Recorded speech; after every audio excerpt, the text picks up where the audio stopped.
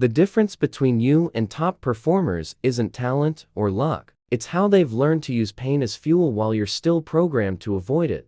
Why your brain sabotages you at critical moments. Let me show you something that'll blow your mind. Right now, as you're reading this, there's an ancient part of your brain actively working against your success. And it's been doing this your entire life. Deep in your skull sits the amygdala, a walnut-sized cluster of neurons that's been keeping humans alive for millions of years. When our ancestors faced actual threats, like starvation or predators, this alarm system saved their lives. But here's the problem. Your amygdala can't tell the difference between a boardroom presentation and a grizzly bear attack. Both trigger the exact same cascade of stress hormones. Your heart races, your palms sweat, your thinking gets cloudy, and most people spend their entire lives being controlled by this outdated software, never realizing they can reprogram it. Think about the last time you had to do something uncomfortable. Maybe it was asking for a raise, starting a difficult conversation, or pushing yourself in a workout. What did you do? If you're like most people,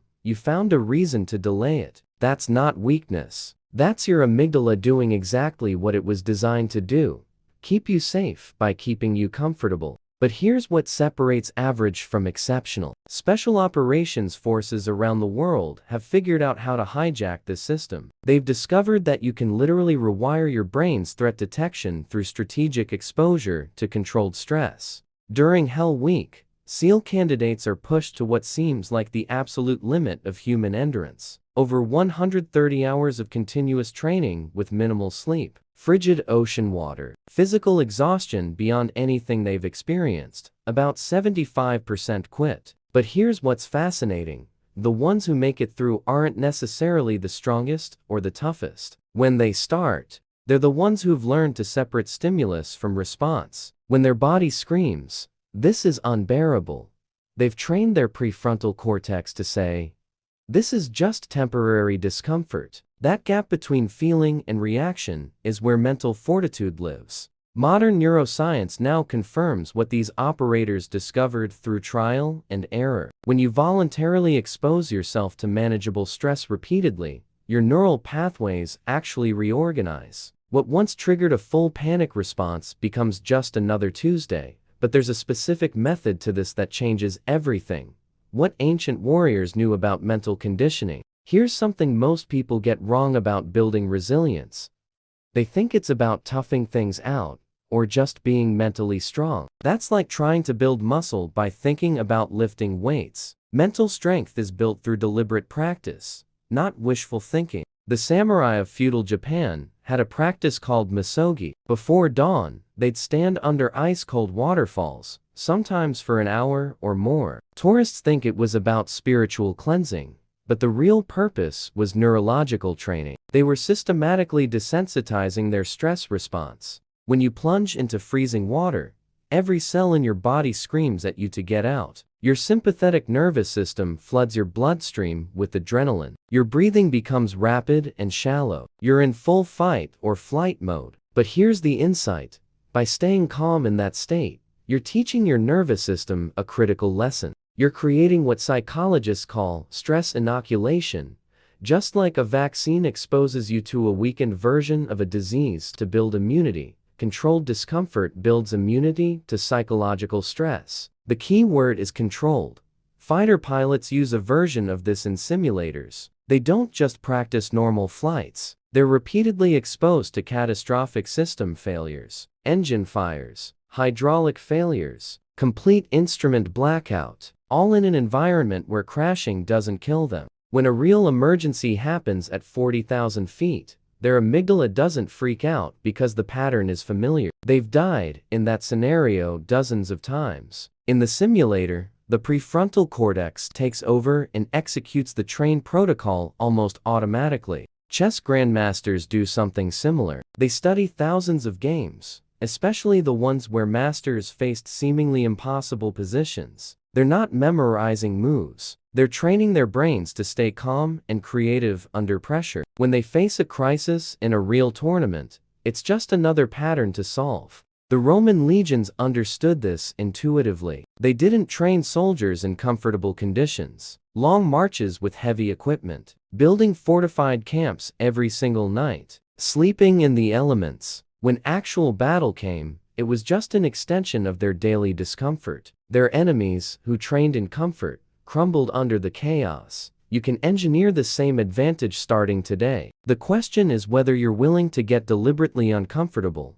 The science behind performance under pressure. Let's talk about something that'll make you rethink everything you know about peak performance. Your comfort zone isn't just holding you back, it's actively making you weaker. Every time you choose the easy path, you're training your brain that discomfort equals danger. Every time you avoid a difficult conversation, procrastinate on a challenging task, or quit when things get hard, you're reinforcing neural pathways that limit your capacity. Your brain is incredibly efficient at pattern recognition. It notices that when you avoid discomfort, nothing bad happens. So it concludes, discomfort equals threat.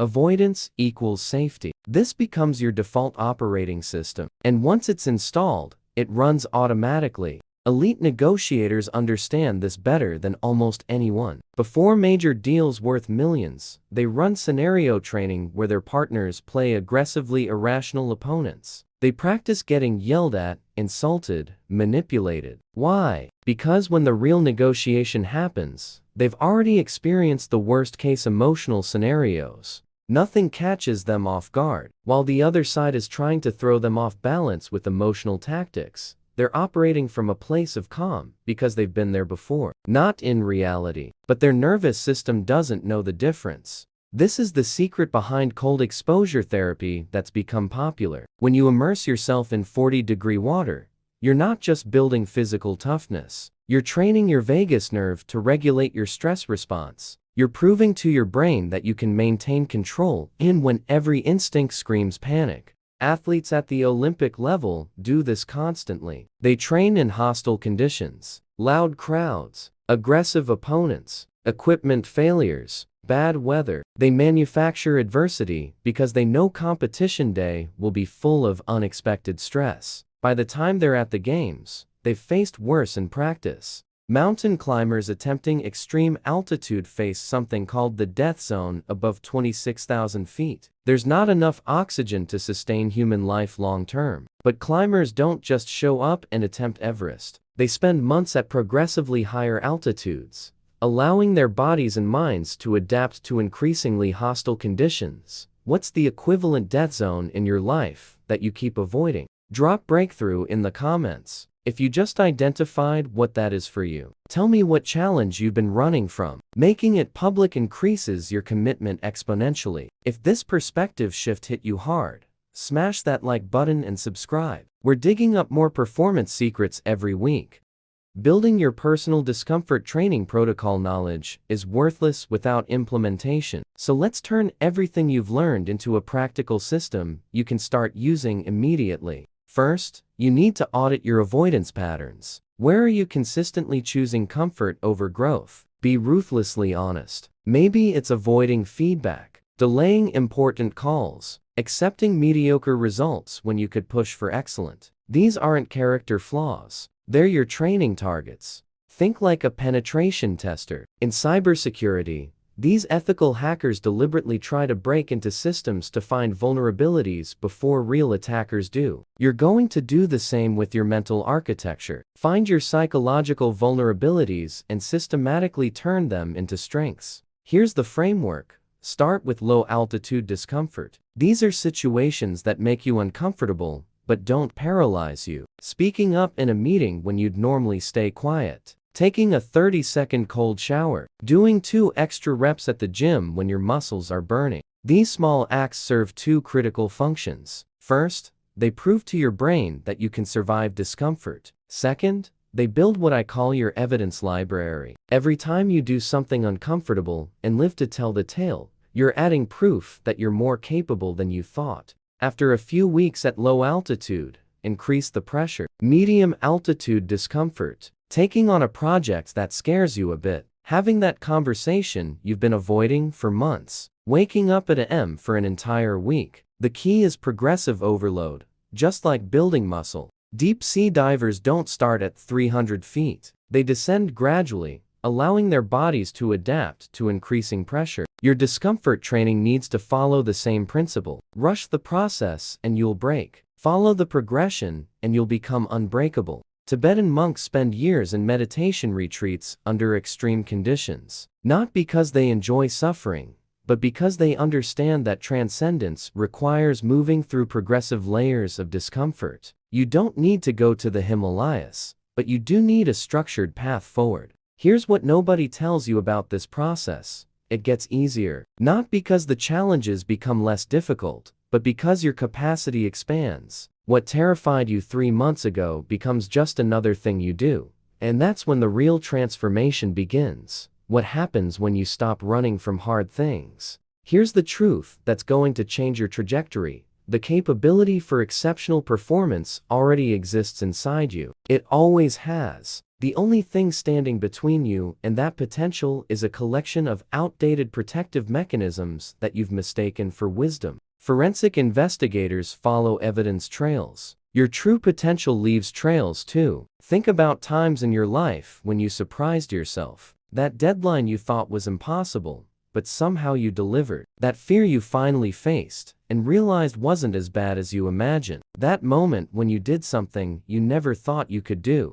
Those weren't flukes or lucky breaks. Those were glimpses of your actual capacity when you removed the artificial limiters. Deliberate discomfort training is simply the methodology for removing those limiters permanently. Test pilots who break speed records talk about an incredible phenomenon. In early supersonic flights, approaching the sound barrier created violent shaking and turbulence. It felt like the aircraft would tear apart. Many pilots pulled back, but those who kept the throttle down discovered something amazing. On the other side of that chaos was smooth, effortless flight. The only difference between failure and breakthrough was pushing through the discomfort zone. Your life operates on the same principle. That turbulence you feel when you're about to level up, that's not a warning to stop. It's a signal that you're approaching a breakthrough. You don't need to become a Navy SEAL or climb Everest, but you do need to decide, right now, that temporary discomfort will no longer dictate your permanent choices. Every single day, you choose the hard thing over the easy thing. You're sculpting a stronger version of yourself. Elite CEOs, world-class athletes, groundbreaking artists all share one trait. They developed a different relationship with discomfort. For them, discomfort isn't the enemy. It's the teacher, the trainer, and ultimately, the ally. You now have their playbook.